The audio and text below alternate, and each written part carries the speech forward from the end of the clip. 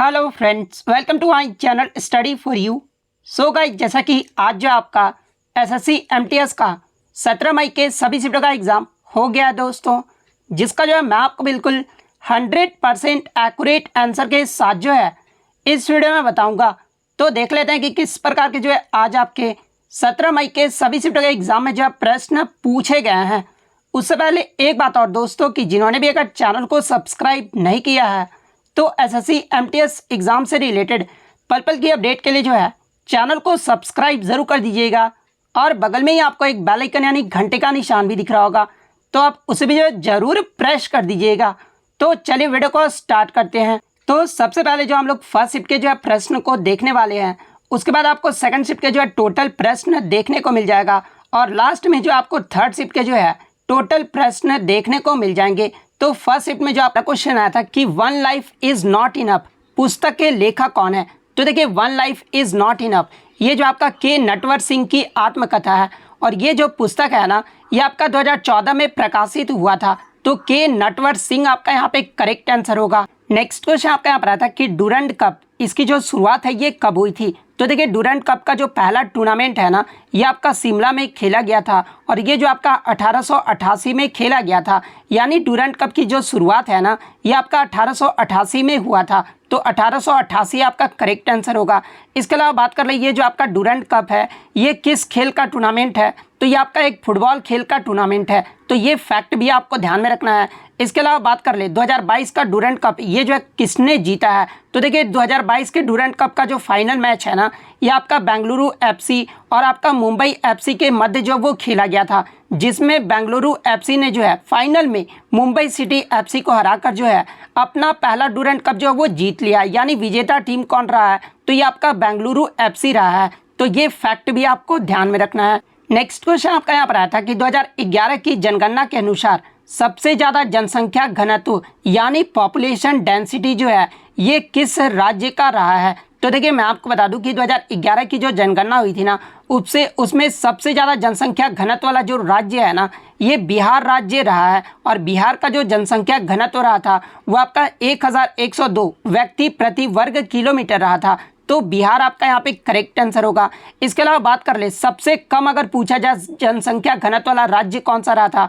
तो देखिए, सबसे कम जनसंख्या घनत्व वाला जो राज्य रहा था ना, ये अरुणाचल प्रदेश रहा था। और अरुणाचल प्रदेश का जनसंख्या घनत्व कितना रहा था, तो ये 17 व्यक्ति प्रति वर्ग किलोमीटर रहा था। तो ये फैक्ट भी आप ध्यान में रखिएगा। इसके अलावा अगर ओवरऑल बात कर ले, अगर पूछा जाए कि ओवरऑल में यानी यूटी और राज्य में जनसंख्या घनत्व जो है सबसे ज़्यादा किसका रहा था, तो ये आपका दिल्ली यूटी का रहा था। दिल्ली का जो आपका जनसंख्या घनत्व है ना, ये आपका 11,320 व्यक्ति प्रति वर्ग किलोमीटर रहा था। उसके बाद दूसरे स्थान पे जो आपका चंडीगढ़ रहा था। वहीं अगर भारत की बात कर ले, तो देखिए, भारत का जो जनसंख्या घनत्व है ना, ये 382 प्रति वर्ग किलोमीटर रहा था। तो ये फैक्ट भी आपको ध्यान में रखना है। नेक्स्ट क्वेश्चन आपका यहाँ पर आता है कि which instrument is used to measure rainfall यानी वर्षा का जो मापन है ना, ये किस यंत्र का जो है वो प्रयोग किया जाता है। तो देखिए, वर्षा को मापने के लिए जो है ये आपका रेन गॉज का जो है प्रयोग किया जाता है। तो रेन गॉज आपका करेक्ट आंसर होगा। नेक्स्ट क्वेश्चन आपका यहाँ पर आता है कि राष्ट्रकूट वंश की स्थापना ये जो है किसने की थी। तो देखिए, 8वीं शताब्दी में जो है राष्ट्रकूट वंश की जो स्थापना है ना, ये दंती दुर्ग के द्वारा किया गया था। तो दंती दुर्ग आपका यहाँ पे करेक्ट आंसर होगा। नेक्स्ट क्वेश्चन आपका यहाँ पर आया था कि एक फोर्स जिसके कारण चलती हुई वस्तुएं यानी हवा और पानी का जो प्रवाह है ना, ये उत्तरी गोलार्ध में दाईं की ओर झुकता है, और दक्षिणी गोलार्ध में जो है ये आपका बाएं की ओर जो वो झुकता है। तो देखिए, मैं आपको बता दूं कि पृथ्वी के घूर्णन से उत्पन्न बल को जो है कोरियोलिसिस बल के रूप में जो है वो जाना जाता है। और ये जो आपका कोरियोलिसिस जो फोर्स होता है ना, ये उत्तरी गोलार्ध में दाएं दिशा में जो है और दक्षिणी गोलार्ध में जो है ये आपका बाईं ओर जो है हवा को विक्षेपित करता है। तो कोरियोलिसिस फोर्स आपका यहाँ पे करेक्ट आंसर होगा। नेक्स्ट क्वेश्चन आपका यहाँ पर आता है कि मेलोडी क्वीन के नाम से ये जो है किसे जाना जाता है। तो देखिए, मेलोडी क्वीन के नाम से जो है ये लता मंगेशकर को जाना जाता है। इसके अलावा वॉइस ऑफ द मिलेनियम के नाम से भी जो है वो लता मंगेशकर को जाना जाता है। और लता मंगेशकर को भारत रत्न अवार्ड से कब सम्मानित किया गया था, तो ये आपका 2001 में सम्मानित किया गया था। इसके अलावा ठुमरी की रानी के रूप में जो है ये किसे जाना जाता है। तो देखिए, ठुमरी की रानी के रूप में जो है ये गिरिजा देवी को जाना जाता है। तो ये फैक्ट भी आपको ध्यान में रखना है। नेक्स्ट क्वेश्चन आपका यहाँ पर आता है कि वी सत्यनारायण शर्मा ये जो है किस शास्त्रीय नृत्य से संबंधित है। तो देखिए वेदांतम सत्यनारायण शर्मा का जो संबंध है ना ये कुचिपुड़ी शास्त्रीय नृत्य से है, तो कुचिपुड़ी आपका करेक्ट आंसर होगा। इसके अलावा बात कर ले कुचिपुड़ी ये जो है किस राज्य का शास्त्रीय नृत्य है, तो ये आपका आंध्र प्रदेश राज्य का शास्त्रीय नृत्य है। इसके अलावा वेदांतम सत्यनारायण शर्मा को जो है 1970 में भारत के चौथे सर्वोच्च नागरिक सम्मान पद्मश्री से जो वो सम्मानित किया गया था, तो ये फैक्ट भी आपको ध्यान में रखना है। नेक्स्ट क्वेश्चन आपका यहाँ पर आया था कि the study of cultivation of trees and subs is called, यानी पेड़ों और झाड़ियों की खेती के अध्ययन को जो है क्या कहा जाता है। तो देखिए पेड़ों और झाड़ियों की खेती के अध्ययन को जो है ये आपका एर्बोरिकल्चर यानी वृक्ष संवर्धन कहा जाता है, तो एर्बोरिकल्चर आपका करेक्ट आंसर होगा। नेक्स्ट क्वेश्चन आपका यहाँ पर आता है कि टोक्यो ओलंपिक 2020 में भारत ने जो है टोटल कितने पदक जीते थे। तो देखिए टोक्यो ओलंपिक 2020 में भारत ने जो है टोटल 7 पदक जीते थे, जिसमें 1 गोल्ड 2 सिल्वर मेडल और 4 जो था वो आपका ब्रॉन्ज मेडल शामिल था, तो 7 आपका यहाँ पे करेक्ट आंसर होगा। इसके अलावा मैं आपको बता दूं कि टोक्यो ओलंपिक 2020 में भारत जो है 48वें स्थान पे रहा था, तो ये फैक्ट भी आपको ध्यान में रखना है। इसके अलावा भारत की तरफ से जो 7 मेडल जीते थे उनका वर्ग जो आप ध्यान में रखिएगा और कौन कौन जीते थे ये भी आप ध्यान में रखिएगा। तो देखिए मीराबाई चानू जो है 49 किग्रा वेट लिफ्टिंग में जो ये सिल्वर मेडल जीती थी। लवलीना बोर्गियन जो है वुमेन्स वेल्टरवेट बॉक्सिंग में जो है ये ब्रॉन्ज मेडल जीती थी।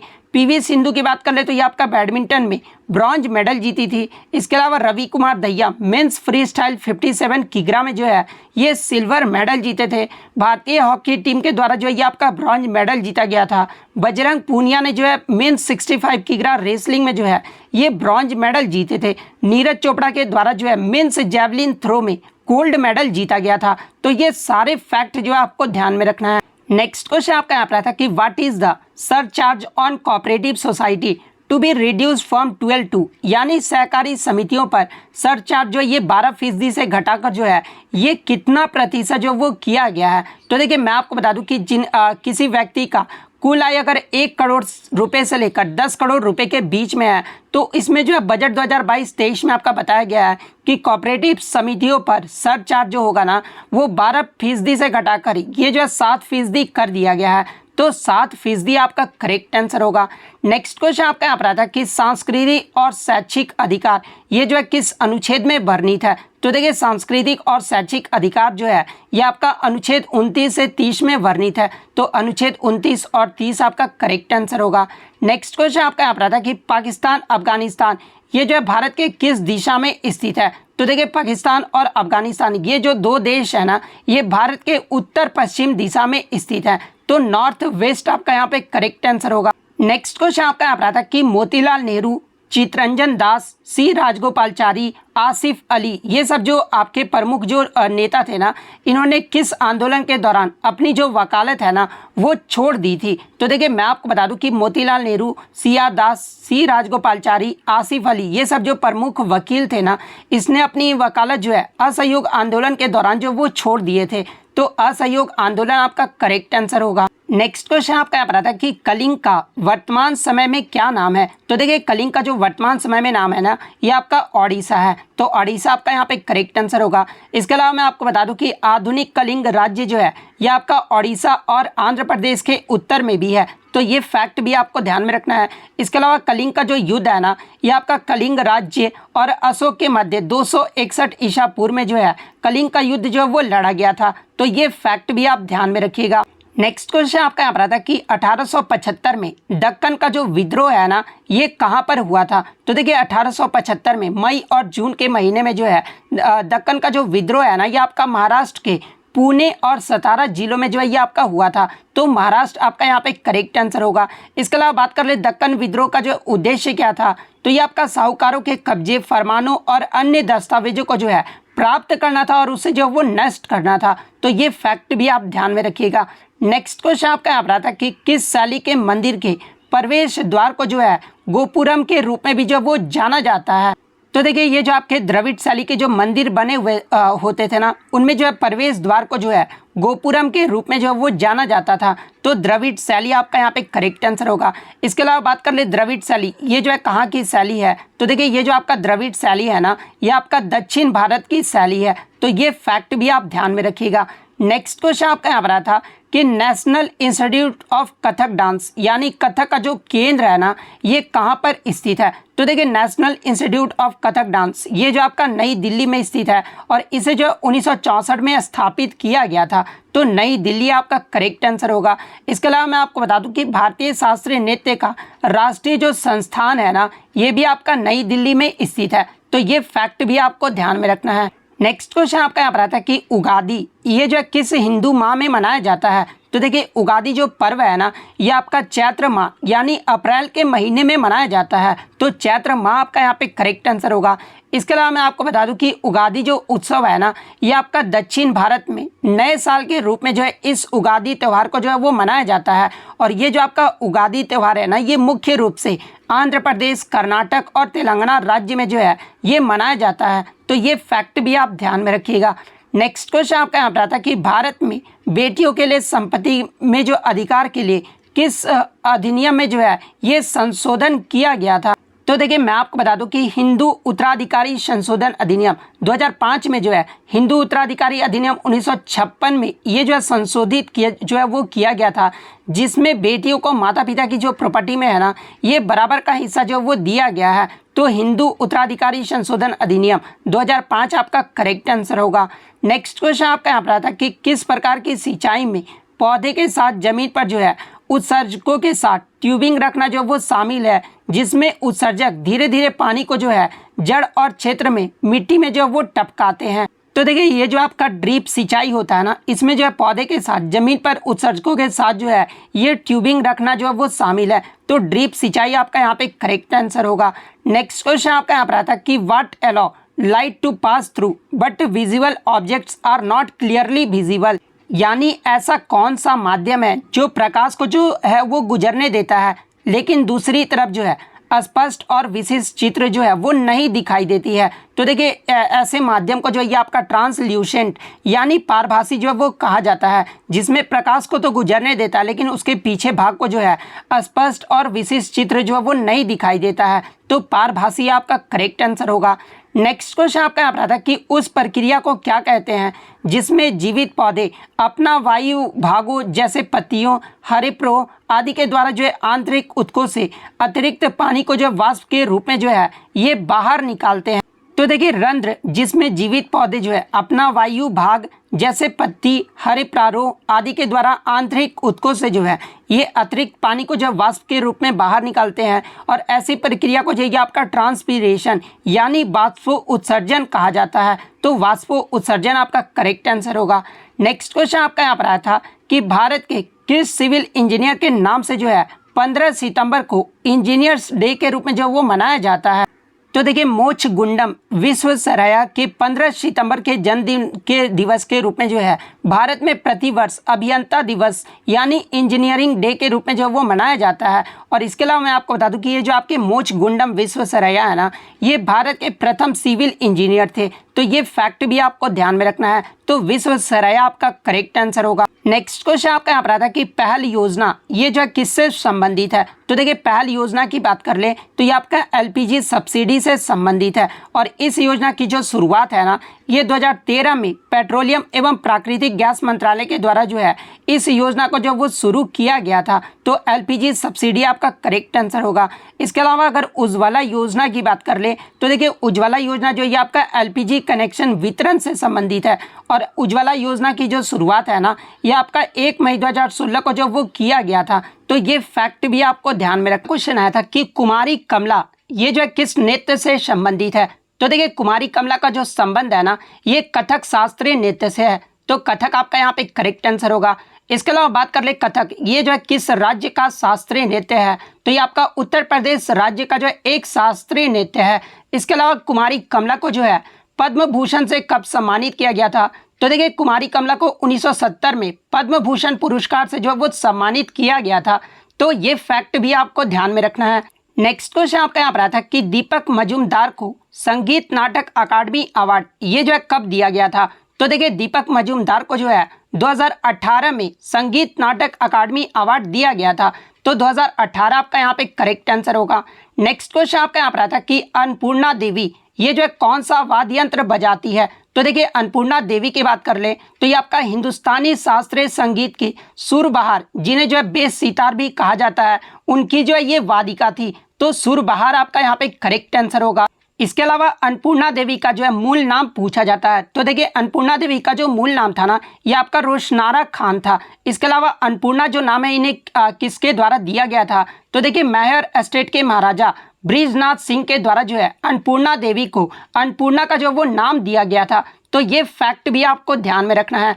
नेक्स्ट क्वेश्चन आपका यहाँ पर आता है कि बास्केटबॉल में एक टीम में जो है कितने खिलाड़ी होते हैं। तो देखिए बास्केटबॉल गेम की बात कर ले तो एक टीम में जो आपके 5 खिलाड़ी होते हैं, तो 5 आपका करेक्ट आंसर होगा। इसके अलावा मैं आपको बता दूं कि NBA के नियमों के अनुसार बास्केटबॉल टीम में जो खिलाड़ियों की संख्या होती है ना, वो आपके 12 खिलाड़ी होते हैं। लेकिन जो आपके कोर्ट पर कितने खिलाड़ी खेलते हैं, तो देखिए कोर्ट पर जो आपके 5 खिलाड़ी खेलते हैं, और ये जो आपके 7 खिलाड़ी होते हैं ना, वो आपके सब्स्टिट्यूट जो है वो होते रहते हैं। जैसे कि क्रिकेट में आपके 15 खिलाड़ी होते हैं, लेकिन मैदान पर कितने खिलाड़ी होते हैं, तो मैदान पर जो आपके 11 खिलाड़ी होते हैं। तो ये पॉइंट भी आप ध्यान में रखिएगा। इसके अलावा बेसबॉल गेम की बात कर ले तो देखिए बेसबॉल में जो आपके 9 खिलाड़ी होते हैं, बास्केटबॉल में आपके 5 खिलाड़ी होते हैं। इसके अलावा फुटबॉल, सॉकर, क्रिकेट या फिर हॉकी में आपके 11 खिलाड़ी होते हैं। कबड्डी में 7 खिलाड़ी होते हैं, खो खो में 9, नेटबॉल में आपके 7, पोलो में जो आपके 4 खिलाड़ी होते हैं, रग्बी फुटबॉल में आपके 15 खिलाड़ी होते हैं, ब्रिज में आपके 2 खिलाड़ी, आइस हॉकी में आपके 6 खिलाड़ी होते हैं, वॉलीबॉल में आपके 6 खिलाड़ी मैदान पर होते हैं, वाटर पोलो में जो आपके 7 खिलाड़ी होते हैं। तो ये फैक्ट भी आप ध्यान में रखिएगा।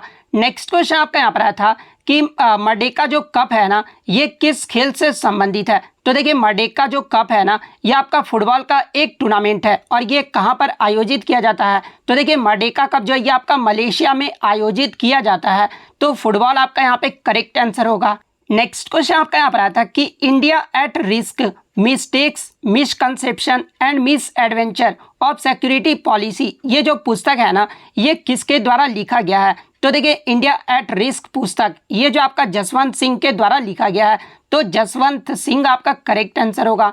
नेक्स्ट क्वेश्चन आपका यहाँ पर आता है कि भारत में प्रथम बार जो जनगणना है ना, ये किस वर्ष में हुआ था। तो देखिए भारत में प्रथम बार जो जनगणना है ना, ये लॉर्ड मेयो के कार्यकाल में 1872 में जो वो किया गया था। तो 1872 आपका करेक्ट आंसर होगा। इसके अलावा अगर एग्जाम में पूछा जाए कि भारत में पहला नियमित जो जनगणना है ना, ये कब हुआ था, तो देखिए नियमित जो जनगणना है ये आपका लॉर्ड रिपन के कार्यकाल में 1881 में जो ये शुरू हुआ था। तो ये फैक्ट भी आपको ध्यान में रखना है। इसके अलावा एग्जाम में एक प्रश्न पूछा जाता है कि आधुनिक किस्म की जो प्रथम जनगणना है ना, ये कब और किस देश में कराया गया था। तो देखिए आधुनिक किस्म की जो प्रथम जनगणना है ना, ये 1790 में पहली बार जो ये आपका अमेरिका देश में कराया गया था। तो ये फैक्ट भी आपको ध्यान में रखना है।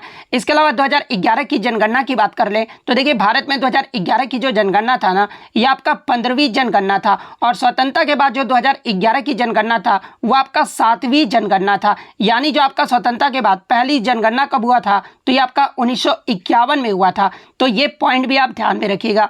नेक्स्ट क्वेश्चन आपका यहाँ पर आता है कि फिजियोलॉजी या मेडिसिन का 2022 में जो है नोबेल प्राइज जो है ये किसे दिया गया है। तो देखिए मेडिसिन का 2022 में जो नोबेल प्राइज है ना, ये स्वंते पाबो को दिया गया है। तो स्वंते पाबो आपका करेक्ट आंसर होगा। इसके अलावा साहित्य में यानी लिटरेचर में नोबेल प्राइज 2022 ये जो है किसे दिया गया है, तो ये आपका एनी एर्नेक्स को दिया गया है। तो ये फैक्ट भी आपको ध्यान में रखना है।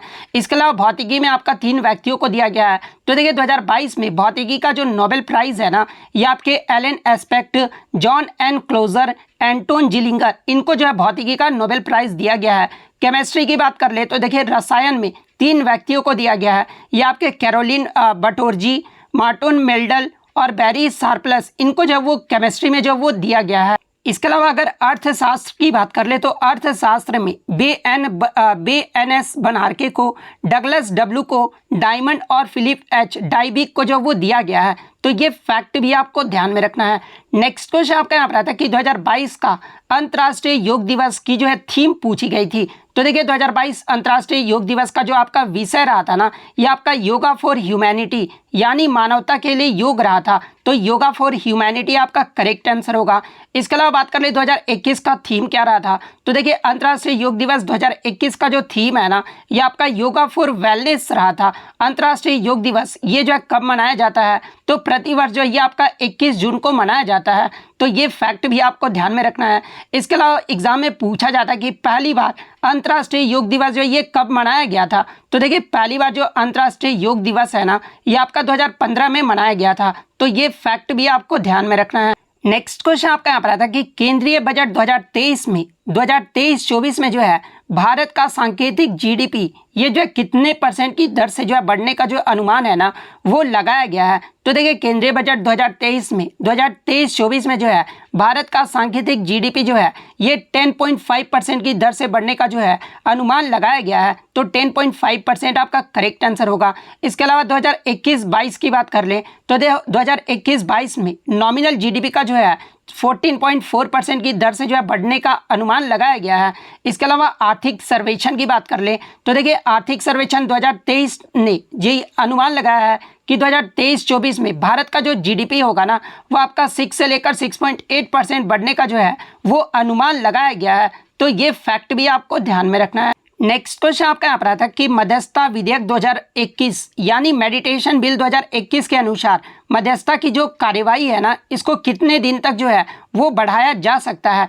तो देखिए मेडिटेशन बिल 2021 के अनुसार मध्यस्थता की जो कार्यवाही है ना, वो 180 दिन यानी 6 महीने तक जो वो बढ़ाया जा सकता है। तो 180 दिन आपका करेक्ट आंसर होगा। नेक्स्ट क्वेश्चन आपका यहाँ पर आता है कि नीति आयोग के पहले बहुआयामी गरीबी सूचकांक रिपोर्ट के अनुसार किसकी जनसंख्या में जो है गरीबी का जो वो उच्चतम दर पाया गया है। तो देखिए नीति आयोग के पहले बहुआयामी गरीबी सूचकांक रिपोर्ट के अनुसार सबसे ज्यादा जो गरीब जनसंख्या वाला राज्य है ना, वो आपका बिहार राज्य है। तो बिहार आपका करेक्ट आंसर होगा। सेकंड पायदान की बात कर ले तो ये आपका झारखंड राज्य है और थर्ड पायदान पे जो आपका उत्तर प्रदेश राज्य है। इसके अलावा बात कर ले सबसे कम गरीब वाला राज्य कौन सा है, तो ये आपका केरल राज्य है। तो ये फैक्ट भी आपको ध्यान में रखना है। नेक्स्ट क्वेश्चन आपका यहाँ पर आता है कि जूल का ऊष्मीय नियम जो है ये किससे संबंधित है। तो देखिए मैं आपको बता दूं कि जूल के ऊष्मीय नियम को जो है जूल का प्रथम नियम यानी जूल लेंज नियम जो वो कहा जाता है। और इस नियम के अकॉर्डिंग किसी विद्युत चालक के अंदर उसमें ऊर्जा उत्पन्न होने की दर उस चालक के प्रतिरोध यानी रेजिस्टेंस एवं उसमें प्रवाहित धारा के वर्ग के गुणनफल का जो है समानुपाती यानी डायरेक्टली प्रोपोर्शनल जो वो होता है। आप मैथमेटिकल में पढ़े हुए मैथमेटिकल टर्म में कि H इक्वल टू क्या होता है, तो I² RT होता है। और यही जो आपका जूल का ऊष्मीय नियम है। तो ये फैक्ट भी आप ध्यान में रखिएगा। नेक्स्ट क्वेश्चन आपका यहाँ पर आता है कि पेड़ पौधे में पत्ते के हरे भाग को जो है क्या कहा जाता है। तो देखिए पेड़ पौधे में जो आपके हरे भाग होते हैं ना, पत्ते के हरे भाग, उसे जो है क्लोरोफिल या फिर हरित लवक कहा जाता है। तो क्लोरोफिल आपका करेक्ट आंसर होगा। इसके अलावा बात कर ले पत्ती की सबसे बाहरी परत जो है वो क्या होती है, तो इसे जो है एपिडर्मिस कहा जाता है। तो ये फैक्ट भी आपको ध्यान में रखना है। नेक्स्ट क्वेश्चन आपका यहाँ पर आता है कि कंचनजंगा राष्ट्रीय उद्यान ये जो है किस जिले में है। तो देखिए कंचनजंगा नेशनल पार्क की बात कर ले तो ये आपका सिक्किम राज्य में स्थित है। और सिक्किम में भी जो है किस जिले में स्थित है, तो सिक्किम में आपका मंगन डिस्ट्रिक्ट और आपका ग्यालसिंग जिले में स्थित है। तो इनमें से जो भी ऑप्शन दिया गया होगा वो आपका करेक्ट आंसर होगा। इसके अलावा मैं आपको बता दूं कि कंचनजंगा राष्ट्रीय उद्यान को जो है 2016 में यूनेस्को वर्ल्ड हेरिटेज साइट में भी जो है इसे शामिल किया गया है। तो ये फैक्ट भी आपको ध्यान में रखना है। नेक्स्ट क्वेश्चन आपका यहाँ पर आता है कि वधावन जो बंदरगाह यानी जो आपका वधावन जो पोर्ट है ना, ये कहाँ पर है। तो देखिए वधावन पोर्ट की बात कर ले तो ये आपका महाराष्ट्र में है। और महाराष्ट्र के किस डिस्ट्रिक्ट में है, तो ये आपका पालघर जिले में है। तो ये फैक्ट भी आप ध्यान में रखिएगा। तो महाराष्ट्र आपका करेक्ट आंसर होगा। नेक्स्ट क्वेश्चन आपका यहाँ पर आता है कि एक वर्ष में होने वाले मौसमी परिवर्तन को जो है वो क्या कहा जाता है। तो देखिए एक वर्ष में होने वाले जो मौसमी परिवर्तन होते हैं ना, उसे जो है मानसून कहा जाता है। तो मानसून आपका करेक्ट आंसर होगा। नेक्स्ट क्वेश्चन आपका यहाँ पर आता है कि कुइपर बेल्ट ये जो है किस ग्रह के चारों तक जो है ये फैला हुआ है। तो देखिए ये जो आपका कुइपर बेल्ट है ना, ये आपका वरुण जिसे आप इंग्लिश में नेपच्यून कहते हैं, इनके चारों तरफ जो वो फैला हुआ है। तो वरुण आपका यहाँ पे करेक्ट आंसर होगा। नेक्स्ट क्वेश्चन आपका यहाँ पर आता है कि खजुराहो ये जो है किस राज्य में स्थित है। तो देखिए खजुराहो की बात कर ले तो ये आपका मध्य प्रदेश राज्य में स्थित है। और खजुराहो के मंदिर का जो निर्माण है ना, ये 885 AD से लेकर 1085 AD के मध्य जो है ये चंदेल वंश के द्वारा करवाया गया था। तो ये फैक्ट भी आप ध्यान में रखिएगा। इसके अलावा खजुराहो के मंदिर को जो है यूनेस्को वर्ल्ड हेरिटेज साइट में 1986 में जो वो शामिल किया गया था। तो ये पॉइंट भी आप ध्यान में रखिएगा। नेक्स्ट क्वेश्चन आपका यहाँ पर आता है कि केसरी जो न्यूज़पेपर था ना, इसके संपादक यानी किसके द्वारा जो वो शुरू किया गया था। तो देखिए केसरी न्यूज़पेपर की बात कर ले तो ये आपका एक मराठी अखबार था जिसकी स्थापना 4 जनवरी 1881 में इसकी जो शुरुआत है वो आपका लोकमान्य बाल गंगाधर तिलक के द्वारा जो है वो किया गया था। तो लोकमान्य बाल गंगाधर तिलक आपका करेक्ट आंसर होगा। इसके अलावा बात कर ले वंदे मातरम पत्रिका के बारे में तो देखिए वंदे मातरम पत्रिका के जो संपादक थे ना ये अरविंद घोष थे, तो ये फैक्ट भी आप ध्यान में रखिएगा।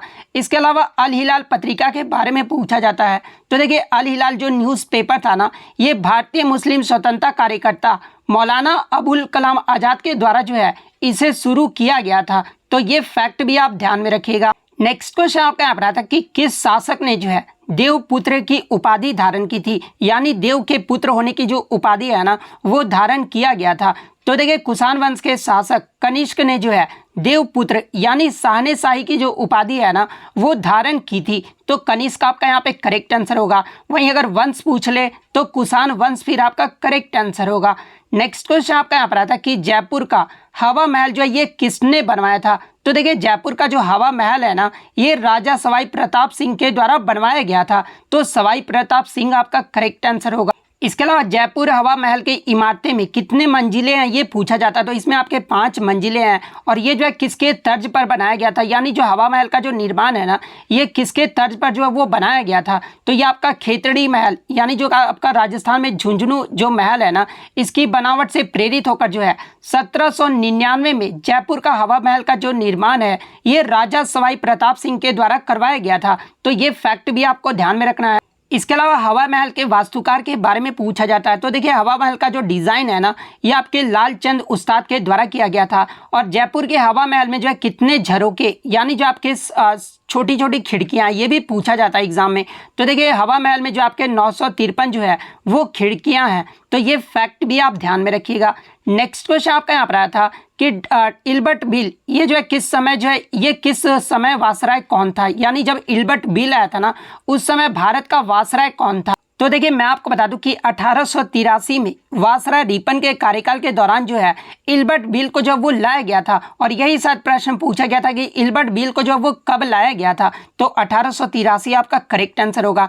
अगर वासराय पूछा गया था तो ये आपका रिपन के कार्यकाल के दौरान जो है ये लाया गया था, तो वासराय में आपका लॉर्ड रिपन आपका करेक्ट आंसर होगा। इसके अलावा मैं आपको बता दूं कि इल्बर्ट बिल को जो है पारित कब किया गया था, तो ये आपका 25 जनवरी 1884 को जो है इसे पारित किया गया था, तो ये फैक्ट भी आपको ध्यान में रखना है। नेक्स्ट क्वेश्चन आपका यहाँ पर आता है कि किस अनुच्छेद के तहत सभी अल्पसंख्यकों को धर्म या भाषा के आधार पर जो है अपनी पसंद के आधार पर अपनी शैक्षिक संस्था को जो है स्थापित करने का अधिकार है, तो देखिए अनुच्छेद 30(1) के तहत जो है अपनी शैक्षिक संस्था को स्थापित करने का जो वो अधिकार प्रदान किया गया है, तो अनुच्छेद 30 आपका यहाँ पे करेक्ट आंसर होगा। इसके अलावा मैं आपको बता दूं कि अल्पसंख्यक समूहों के हितों की रक्षा करना ये जो आपका अनुच्छेद 29 में बताया गया है, तो ये फैक्ट भी आपको ध्यान में रखना है। नेक्स्ट क्वेश्चन आपका यहाँ पर लॉन्ग वॉक टू फ्रीडम पुस्तक के लेखक कौन है, तो देखिए लॉन्ग वॉक टू फ्रीडम ये जो आपका नेल्सन मंडेला की आत्मकथा है, तो नेल्सन मंडेला आपका यहाँ पे करेक्ट आंसर होगा। इसके अलावा मैं आपको बता दूं कि माई एक्सपेरिमेंट विद ट्रूथ ये जो आपका महात्मा गांधी की आत्मकथा है, तो ये फैक्ट भी आपको ध्यान में रखना है। नेक्स्ट क्वेश्चन आपका यहाँ पर आता है कि ब्रह्म समाज के संस्थापक कौन थे, यानी ब्रह्म समाज की जो स्थापना है ना ये किसके द्वारा किया गया था, तो देखिए मैं आपको बता दूं कि 20 अगस्त 1828 को कलकत्ता में राजा राम मोहन राय के द्वारा जो है ब्रह्म समाज की स्थापना की गई थी, तो राजा राम मोहन राय आपका करेक्ट आंसर होगा। नेक्स्ट क्वेश्चन आपका यहाँ पर आता है कि भारत में 3 सेनाओं का जो सर्वोच्च कमांडर है ना ये कौन होता है, तो देखिए 3 सेनाओं का जो सर्वोच्च कमांडर है ये भारत के राष्ट्रपति होते हैं, तो राष्ट्रपति आपका करेक्ट आंसर होगा। नेक्स्ट क्वेश्चन आपका यहाँ पर आता है कि 2011 की जनगणना के अनुसार भारत का जो है घनत्व ये जो है कितना रहा था, तो देखिए 2011 की जनगणना के अनुसार भारत का जो जनसंख्या घनत्व है ना ये 382 प्रति वर्ग किलोमीटर रहा था, तो 382 आपका करेक्ट आंसर होगा। इसके अलावा बात कर ले 2011 की जनगणना के अनुसार भारत का जो दशकीय वृद्धि दर यानी 2001 से लेकर जो है 2011 तक भारत का दशकीय वृद्धि दर कितना रहा था, तो ये आपका 17.72% रहा था, तो ये फैक्ट भी आपको ध्यान में रखना है। नेक्स्ट क्वेश्चन आपका यहाँ पर आता है कि 2011 की जनगणना के अनुसार महाराष्ट्र का जो है कौन सा स्थान था, तो देखिए मैं आपको बता दूं कि 2011 की जनगणना के अनुसार सर्वाधिक जनसंख्या में महाराष्ट्र जो ये आपका दूसरे स्थान पे था, तो दूसरा आपका यहाँ पे करेक्ट आंसर होगा। इसके अलावा बात कर ले सर्वाधिक जनसंख्या में पहले स्थान पे कौन सा राज्य था, तो ये आपका उत्तर प्रदेश राज्य था। सेकंड पे आपका महाराष्ट्र था, थर्ड पे आपका बिहार राज्य था और फोर्थ पे आपका पश्चिम बंगाल राज्य था। वहीं अगर सबसे कम जनसंख्या वाले राज्य की बात कर ले तो देखिए सबसे कम जो जनसंख्या था ना ये आपका सिक्किम राज्य का था, उसके बाद आपका मिजोरम राज्य का था, उसके बाद अरुणाचल प्रदेश, उसके बाद गोवा राज्य का था। तो ये फैक्ट भी आपको ध्यान में रखना है। नेक्स्ट क्वेश्चन आपका यहाँ पर आता है कि मेजर ध्यानचंद ये जो है किस खेल से संबंधित है। तो देखिए मेजर ध्यानचंद की बात कर ले तो ये आपके भारतीय फील्ड हॉकी खिलाड़ी थे, तो फील्ड हॉकी खिलाड़ी आपका करेक्ट आंसर होगा। इसके अलावा मैं आपको बता दूं कि 3 बार ओलंपिक में स्वर्ण पदक जीतने वाला जो भारतीय हॉकी टीम था ना उसके जो है ये आपके सदस्य रहे थे। और कब कब जो है भारतीय हॉकी टीम जब स्वर्ण पदक जीता था और वे जो है सदस्य रहे थे, तो 1928 में, 1932 में और 1936 में ये 3 बार जो है ये भारतीय हॉकी टीम के सदस्य रहे थे। तो ये फैक्ट भी आपको ध्यान में रखना है। इसके अलावा मेजर ध्यानचंद का जो आपका जन्मदिन है ना ये आपका 29 अगस्त को मनाया जाता है और इन्हीं के जन्मदिन के अवसर पर भारत में प्रतिवर्ष जो है राष्ट्रीय खेल दिवस मनाया जाता है। तो अगर एग्जाम में पूछा जाए कि राष्ट्रीय खेल दिवस किसके जन्मदिन के अवसर पर मनाया जाता है, तो ये मेजर ध्यानचंद के अवसर पर मनाया जाता है। और कब मनाया जाता है, तो ये आपका 29 अगस्त को मनाया जाता है। इसके अलावा मैं आपको बता दूं कि मेजर ध्यानचंद को 1956 में जो है पद्म भूषण अवार्ड से भी जो है वो सम्मानित किया गया था। तो ये फैक्ट भी आपको ध्यान में रखना है। नेक्स्ट क्वेश्चन आपका यहाँ पर था कि शोषण के विरुद्ध अधिकार ये जो है कौन से अनुच्छेद में वर्णित है। तो देखिए शोषण के विरुद्ध अधिकार ये जो आपका अनुच्छेद 23 से 24 में वर्णित है, तो 23 और 24 आपका करेक्ट आंसर होगा। इसके अलावा अनुच्छेद 23 की बात कर ले तो इसमें आपका मानव तस्करी और जबरन श्रम पर जो वो आपका रोक जो है वो लगाया गया है। इसके अलावा अनुच्छेद 24 की बात कर ले तो इसमें आपके कारखानों, खान, दुकान आदि में जो है 14 वर्ष से कम उम्र के बच्चों में को जो है रोजगार पर जो वो प्रतिबंध लगाया गया है। तो ये फैक्ट भी आप ध्यान में रखिएगा, क्योंकि यहाँ से एग्जाम में प्रश्न पूछा जाता है कि कितने वर्ष के कम उम्र के बच्चों को जो है कारखाने, खान, दुकान या फिर रोजगार पर जो है वो प्रतिबंध लगाया गया है। तो 14 वर्ष से कम उम्र के बच्चों पर जो है प्रतिबंध लगाया गया है। नेक्स्ट क्वेश्चन आपका यहाँ पर है कि पानीपत का जो तृतीय युद्ध है ना ये कब लड़ा गया था। तो देखिए पानीपत का जो तृतीय युद्ध है ना ये आपका 14 जनवरी 1761 को लड़ा गया था। और किनके मध्य लड़ा गया था, तो ये आपका मराठा और अहमद शाह अब्दाली के मध्य लड़ा गया था। तो 1761 आपका करेक्ट आंसर होगा। इसके अलावा पानीपत के प्रथम युद्ध की बात कर ले तो देखिए पानीपत का जो प्रथम युद्ध है ना ये आपका 21 अप्रैल 1526 को बाबर और इब्राहिम लोदी के मध्य लड़ा गया था। पानीपत का जो द्वितीय युद्ध है ना ये 5 नवंबर 1556 को आपके जो है अकबर और हेमू के मध्य जो है वो लड़ा गया था। तो ये फैक्ट भी आपको ध्यान में रखना है। नेक्स्ट क्वेश्चन आपका यहाँ पर आता है कि कांग्रेस का गरम और नरम दल में जो विभाजन है ना ये कब हुआ था। तो देखिए मैं आपको बता दूं कि 1907 में जो आपका सूरत में कांग्रेस अधिवेशन हुआ था जिसकी अध्यक्षता जो है रास बिहारी घोष के द्वारा किया गया था।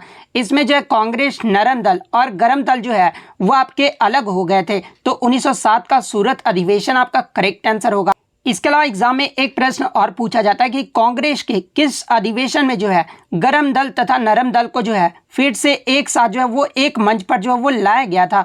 तो देखिए मैं आपको बता दूं कि कांग्रेस का जो 1916 में लखनऊ अधिवेशन हुआ था ना जिसकी अध्यक्षता अंबिका चरण मजूमदार के द्वारा किया गया था और इसमें जो है गरम दल और नरम दल को जो है एक साथ मंच पर जो है वो लाया गया था। तो ये फैक्ट भी आपको ध्यान में रखना है। नेक्स्ट क्वेश्चन आपका यहाँ पर आता है कि 76वां जो गणतंत्र दिवस है ना यानी जो 76वां इंडिपेंडेंस डे है ये कब मनाया गया है। तो देखिए 76वां जो इंडिपेंडेंस डे है ना ये 2022 में मनाया गया है। तो 2022 आपका करेक्ट आंसर होगा। नेक्स्ट क्वेश्चन आपका यहाँ पर आता है कि 2022 शीतकालीन ओलंपिक ये जो किस माह में आयोजित किया गया था, यानी महीना जो आपसे पूछा गया था। तो देखिए 2022 का 24वां जो शीतकालीन ओलंपिक है ना ये आपका 4 से 20 फरवरी 2022 को बीजिंग चीन में जो है ये आपका आयोजित किया गया था। तो फरवरी आपका यहाँ पे करेक्ट आंसर होगा। इसके अलावा आपके प्रीवियस शिफ्टों में यहाँ से प्रश्न पूछा गया था 2022 बीजिंग ओलंपिक में जो है भारत के तरफ से दो अलग अलग इवेंट में जो है किसने जो है वो क्वालिफाई किया था। तो देखिए भारत के तरफ से जो क्वालिफाई किए थे ना, ये आरिफ खान ने क्वालिफाई किया था। और कौन कौन से इवेंट में जो है क्वालिफाई किए थे, तो इनका जो खेल था वो आपका अल्काइन स्कीयर था, जिसमें अगर इवेंट की बात कर ले तो स्लैलम और ज्वाइंट स्लैलम में जो है इन्होंने जो है वो क्वालिफाई किया था। तो ये फैक्ट भी आपको ध्यान में रखना है। इसके अलावा 2022 का जो शीतकालीन ओलंपिक हुआ था, इसमें पदक तालिका में जो है पहले स्थान पे कौन सा देश रहा था, तो ये आपका नॉर्वे देश रहा था। नॉर्वे ने जो टोटल 37 मेडल जीते थे, जिसमें 16 गोल्ड, 8 सिल्वर और 13 जो था वो आपका ब्रॉन्ज मेडल शामिल था। इसके अलावा 2026 शीतकालीन ओलंपिक की बात कर ले, यानी 2026 का जो विंटर ओलंपिक्स होगा ना, ये आपका मिलान और कॉर्टेनिया में, ये जो आपका इटली में आयोजित किया जाएगा। तो ये फैक्ट भी आपको ध्यान में रखना है। इसके अलावा 2024 का जो आपका समर ओलंपिक यानी जो ग्रीष्मकालीन ओलंपिक होगा, ये कहाँ पर होगा, तो ये आपका पेरिस फ्रांस में आयोजित किया जाएगा। नेक्स्ट क्वेश्चन आपका यहाँ पर आता कि आयुष्मान भारत डिजिटल मिशन ये जो किस मंत्रालय की योजना है। तो देखिए आयुष्मान भारत डिजिटल जो मिशन है ना, ये आपका स्वास्थ्य और परिवार कल्याण मंत्रालय का जो है ये योजना है। तो स्वास्थ्य और परिवार कल्याण मंत्रालय आपका करेक्ट आंसर होगा। नेक्स्ट क्वेश्चन आपका यहाँ पर आता कि राजस्थान का कौन सा जो वो लोक नृत्य है, तो आपके ऑप्शन में जो है घूमर दिया गया था। तो देखिए ये जो आपका घूमर है ना, ये राजस्थान का लोक नृत्य है। तो घूमर आपका करेक्ट आंसर होगा। इसके अलावा मैं आपको बता दूं कि कालबेलिया, भवई, संकरिया, पनियारी, इंडोनी, अग्नि नृत्य, तेरह ताली, गवरी, लुंगरिया, घूमर, घुड़ला, ये सब जो आपके राजस्थान के लोक नृत्य हैं। तो ये फैक्ट भी आपको ध्यान में रखना है। नेक्स्ट क्वेश्चन आपका यहाँ पर आता है कि अमरावती स्कूल कला को संरक्षण जो है ये किसके काल में जो वो मिला था। तो देखिए मैं आपको बता दूं कि अमरावती स्कूल कला को जो संरक्षण है ना, ये आपका सातवाहन वंश के द्वारा जो है वो दिया गया था। और सातवाहन वंश के बाद जो है ये आपका इक्ष्वाकु के द्वारा जो है इसे संरक्षण दिया गया था।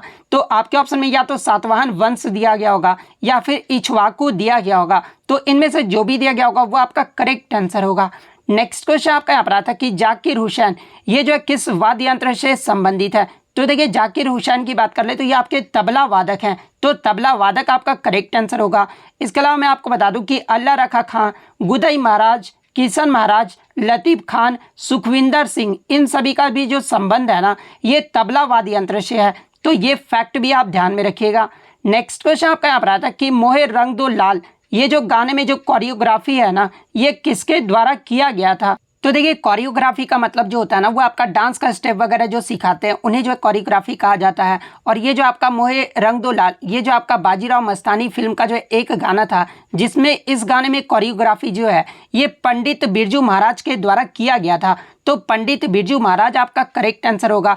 इसके अलावा बात कर ले इस गाने को यानी मोहे रंग दो लाल गाने को जो है कंपोज किसने किया था। तो देखिए कंपोज की बात कर ले तो इसे जो है संजय लीला भंसाली के द्वारा जो है इसे कंपोज किया गया था। और ये जो गाना ये किसके द्वारा गाया गया था, तो ये आपका श्रेया घोषाल और पंडित बिरजू महाराज के द्वारा गाया गया था। तो ये फैक्ट भी आपको ध्यान में रखना है। इसके अलावा मैं आपको बता दूं कि टीसीएस जो है पंडित बिरजू महाराज से लगातार प्रश्न पूछता है। तो देखिए पंडित बिरजू महाराज का जो संबंध है ना, ये आपका कथक नृत्य से है और इनके पिता और गुरु का नाम पूछा जाता है। तो देखिए पंडित बिरजू महाराज के जो पिता और गुरु थे ना, ये आपके अच्चन महाराज थे। और अच्चन महाराज भी जो थे ये आपके कथक के डांसर थे। इसके अलावा बात कर ले पंडित बिरजू महाराज ये जो है किस घराने से संबंधित है, तो ये आपके लखनऊ के कालका बिंदादीन घराने से संबंधित है। तो ये फैक्ट भी आपको ध्यान में रखना है। इसके अलावा पूछा जाता है कि पंडित बिरजू महाराज को 1986 में कौन सा अवार्ड दिया गया था। तो देखिए पंडित बिरजू महाराज को 1986 में जो है ये आपका पद्म विभूषण अवार्ड दिया गया था। तो ये फैक्ट भी आपको ध्यान में रखना है। नेक्स्ट क्वेश्चन आपका यहाँ पर आया था कि आवर्त बीजी का कौन सा उदाहरण है। तो देखिए आवर्त बीजी होता क्या है कि ऐसे फल और फूल जो आपके ढके हुए अवस्था में रहते हैं उन्हें जो आवर्त बीज यानी एंजियोस्पर्म कहा जाता है। और एंजियोस्पर्म के अगर उदाहरण की बात कर ले तो गुलाब, लिली, ब्रोकोली, केल, पेटूनिया, बैंगन, टमाटर, मिर्चा, गन्ना, आम, सेव, केला, इसके अलावा चेरी, संतरा और नाशपाती, ये सब जो आपके एंजियोस्पर्म के उदाहरण हैं। तो इनमें से जो भी ऑप्शन में दिया गया होगा वो आपका करेक्ट आंसर होगा। नेक्स्ट क्वेश्चन आपका यहाँ पर आता है कि कोशिका का अध्ययन ये जो है किसमें किया जाता है। यहाँ पर क्वेश्चन थोड़ा सा गलत टाइप हो गया है। तो देखिए कोशिकाओं का जो अध्ययन है ना, ये आपका कोशिका विज्ञान यानी साइटोलॉजी में जो वो किया जाता है। तो साइटोलॉजी आपका यहाँ पे करेक्ट आंसर होगा। नेक्स्ट क्वेश्चन आपका यहाँ पर आया था एक परमाणु से बने त्रिनात्मक तत्वों में जो है कौन सा प्रत्यय जो है वो लगता है, यानी जितने भी आपके मोनो एटॉमिक जो निगेटिव आयन होते हैं ना, उनमें जो है कौन सा सफिक्स का जो है प्रयोग किया जाता है। तो देखिए मोनो एटॉमिक निगेटिव आयन का अगर एग्जांपल देख लें तो देखिए सल्फाइड जो है ये आपका मोनो एटॉमिक निगेटिव आयन है। इसका जो क्या होता है तो H2- होता है। तो इसमें आप देखेंगे कि सल्फाइड में आपका जो लास्ट में क्या आ रहा है तो आइड आ रहा है। इसके अलावा एक और एग्जाम्पल देख ले तो नाइट्राइड आयन, नाइट्राइड भी में भी जो आप देखोगे ना तो IDE करके आएगा। और सफिक्स भी तो यही होता है ना, सफिक्स मतलब क्या है प्रत्यय, प्रत्यय में जो आपका लास्ट में जो लगता है उसी को जो है प्रत्यय कहा जाता है। तो आपका जो है कौन सा होगा ऋणात्मक तत्व में कौन सा प्रत्यय लग रहा है तो आइड जो आपका लग रहा है। तो आइड आपका यहाँ पे करेक्ट आंसर होगा। इसके अलावा मैं आपको बता दूं कि जो आपके एनायन होते हैं ना, इसमें कौन सा चार्ज होता है। तो देखिए एनायन में जो आपके निगेटिव चार्ज होते हैं और जो आपके कैटायन होते हैं ना उसमें पॉजिटिव चार्ज होता है। तो ये फैक्ट भी आपको ध्यान में रखना है। नेक्स्ट क्वेश्चन आपका यहाँ पर आता है कि किस गैस को जो है फल पकाने वाले हार्मोन के रूप में जो है वो जाना जाता है। तो देखिए ये जो आपका एथिलीन, जिसे एसिटिलीन गैस भी कहा जाता है, और इसे जो है फल को पकाने वाला हार्मोन के रूप में जाना जाता है। तो एसिटिलीन गैस आपका करेक्ट आंसर होगा। नेक्स्ट क्वेश्चन आपका यहाँ पर आता है कि रेगुर मिट्टी ये जो है किसे कहा जाता है, यानी रेगुर मिट्टी का जो है अन्य नाम पूछा गया था। तो देखिए काली मिट्टी को जो है ये आपका रेगुर मिट्टी कहा जाता है। तो काली मिट्टी आपका करेक्ट आंसर होगा। इसके अलावा काली मिट्टी की बात कर ले तो इसका जो निर्माण है ना, ये आपके दक्कन के पठार यानी आपका ज्वालामुखी चट्टानों से जो है ये आपका बनता है। और ये जो आपका कपास उगाने के लिए सबसे उपयुक्त मिट्टी जो है वो माना जाता है। एग्जाम में पूछा जाता है कि कपास उगाने के लिए कौन सी मिट्टी जो है सबसे उपयुक्त माना जाता है। तो ये काली मिट्टी जो है सबसे उपयुक्त माना जाता है। नेक्स्ट क्वेश्चन आपका यहाँ पर आया था कि हिमालय कौन से पर्वत श्रृंखला का जो उदाहरण है। तो देखिए अगर हिमालय की बात कर ले तो ये आपका नवीन वलित पर्वत श्रृंखला का उदाहरण है। तो नवीन वलित आपका करेक्ट आंसर होगा। इसके अलावा वलित पर्वत की बात कर ले तो ये आपका यूराल, रॉकी पर्वत, एंडीज पर्वत, आल्पस पर्वत, ये सभी जो आपके वलित पर्वत हैं। तो वलित पर्वत आपका करेक्ट आंसर होगा। नेक्स्ट क्वेश्चन आपका यहाँ पर आता है कि when volcano is erupted then its liquid part out is called, यानी जब ज्वालामुखी में जब विस्फोट होता है ना तो उसमें लिक्विड यानी जो द्रव निकलता है ना, उस द्रव को जो है क्या कहते हैं। तो देखिए ज्वालामुखी से निकलने वाले द्रव को जो है ये आपका लावा जो है वो कहा जाता है। तो लावा आपका यहाँ पे करेक्ट आंसर होगा। नेक्स्ट क्वेश्चन आपका यहाँ पर आता है कि धारा 370 ये जो आपका किस राज्य से संबंधित है। तो देखिए मैं आपको बता दूं कि धारा 370 और अनुच्छेद 35A के तहत जो है जम्मू कश्मीर राज्य को, जो कि पहले आपका राज्य था जम्मू कश्मीर राज्य, और इसे जो है विशेष राज्य का जो वो दर्जा दिया गया था। और वर्तमान में जो आपका जम्मू कश्मीर है ये आपका केंद्र शासित प्रदेश है। तो ये जो आपका किस राज्य से संबंधित था तो ये आपका जम्मू कश्मीर आपका करेक्ट आंसर होगा। इसके अलावा एग्जाम में एक प्रश्न और पूछा जाता है कि अनुच्छेद 370 और आपका 35A को जो है ये कब जो है इसे हटाया गया था। तो देखिए इसे जो है 5 अगस्त 2019 को जो है वो हटाया गया था। तो ये फैक्ट भी आपको ध्यान में रखना है। नेक्स्ट क्वेश्चन आपका यहाँ पर था कि केंद्रीय बैंक देश की आर्थिक हित में जो है बैंकों को ऋण ये जो है किस विधि द्वारा देता है। तो देखिए केंद्रीय बैंक जैसे कि RBI हो गया, ये जो है देश के आर्थिक हित में बैंकों को जो ऋण है ना ये रेपो रेट के द्वारा देता है। तो रेपो रेट आपका करेक्ट आंसर होगा। इसके अलावा बात कर ले रेपो रेट होता क्या है। तो देखिए रेपो रेट वह ब्याज दर होता है जिस पर किसी देश का केंद्रीय बैंक जो है वाणिज्य बैंक यानी कमर्शियल बैंक को जो है वो पैसा उधार देता है, उसे ही जो आपका रेपो रेट कहा जाता है। और इसके उल्टा जो आपका रिवर्स रेपो रेट होता है। तो ये फैक्ट भी आप ध्यान में रखिएगा। नेक्स्ट क्वेश्चन आपका यहाँ पर आता है कि ब्राह्मणों ने जैन और बौद्ध धर्म के समकालीन कौन से 4 आश्रम की जो है वो स्थापना की थी। तो देखिए मैं आपको बता दूं कि जब भारत में जैन और बौद्ध धर्म जो प्रसिद्ध थे उस समय ब्राह्मणों ने जो है 4 आश्रमों की जो है वो स्थापना की थी। और वो 4 आश्रम कौन कौन से हैं। तो पहला आपका ब्रह्मचर्य, सेकंड आपका गृहस्थ, थर्ड आपका वानप्रस्थ और फोर्थ आपका संन्यास। ये जो है ब्राह्मणों के द्वारा 4 आश्रम की जो है स्थापना जो वो किया गया था। तो ये 4 आपका यहाँ पे करेक्ट आंसर होगा। तो इतने क्वेश्चन जो है आज मुझे बच्चों के द्वारा मिले हैं जो कि 100% रियल और ऑथेंटिक है। तो अगर वीडियो अच्छी लगी हो तो वीडियो को जो है लाइक ज़रूर कर दीजिएगा। और आप लोग हमेशा रिक्वेस्ट करते कि सर थर्ड शिफ्ट का वीडियो ज़रूर लाइए। तो देखिए अब जब व्यूज़ ही नहीं आएगा, आप लोग शेयर ही नहीं करोगे, तो ऐसे मन नहीं करता ना, किसी का भी मन उदास हो जाता है, क्योंकि बहुत एफर्ट लगता है वीडियो बनाने में। क्योंकि आपको पता है कि मेरे चैनल पर जो है आपको रियल एनालिसिस देखने को मिलता है, तो रियल क्वेश्चन ढूंढने में जो है बहुत एफर्ट लगता है। तो आप लोग भी थोड़ा सा वीडियो को जो है वो शेयर जरूर किया कीजिएगा। तो मिलते हैं नेक्स्ट वीडियो में, तब तक thank you, all the best.